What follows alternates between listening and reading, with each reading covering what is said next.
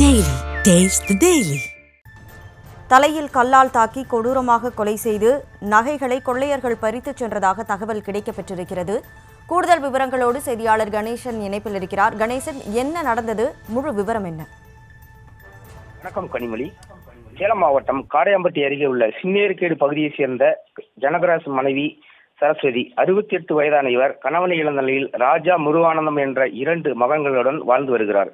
இந்நிலையில் நேற்று மாலை மாடு மேய்க்க சென்ற இவர் வெகு நேரமாகியும் வீடு திரும்பாததால் மூதாட்டியை உறவினர்கள் தேடி சென்றுள்ளனர். அப்பொழுது அவர்களுடைய தோட்டத்தில் ஆடைகள் கலந்த நிலையில் தலையில் பலத்த காயத்துடன் கொடூரமான முறையில் கொலை செய்யப்பட்டு இறந்து கிடந்துள்ளார். மேலும் மூதாட்டி காதில் இருந்த தோடு மற்றும் மூக்குத்தி ஆகியவற்றையும் மர்ம நபர்கள் திருடிச் சென்றுள்ளனர். மூதாட்டி கொலை செய்த சம்பவம் குறித்து உறவினர்கள் தீவட்டிப்பட்டி போலீசாருக்கு தகவல் கொடுத்தனர். சம்பவம் அறிந்த சேலம் சரக DIG Uma, ADSP Somasundaram, Omalur DSP Sanjeev Kumar உள்ளிட்டோர் தீவிர விசாரணை நடத்தினர். தொடர்ந்து கைரேகை நிபுணர்கள் மற்றும் மோப்பனாய் வரவழைக்கப்பட்டு தீவிர சோதனையில் ஈடுபட்டனர். நகைக்காக மூதாட்டி கொலை செய்யப்பட்டாரா அல்லது ஆடைகள் கலந்த நிலையில் இருப்பதால் பாலியல் ரீதியான துன்புறுத்தி கொலை செய்யப்பட்டாரா என பல்வேறு கோணத்தில் போலீசார் விசாரணை நடத்தி வருகின்றனர். காடையாம்பட்டி அருகே மாடு மேய்க்க சென்ற மூதாட்டி கொலை செய்யப்பட்ட சம்பவம் அப்பகுதியில் பெரும் சோகத்தையும் அதிர்ச்சியும் ஏற்படுத்தியுள்ளது.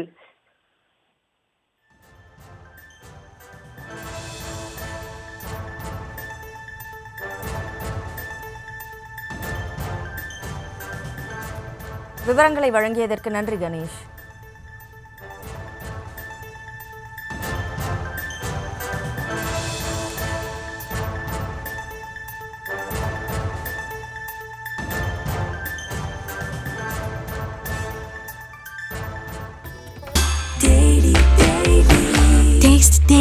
Taste the Daily.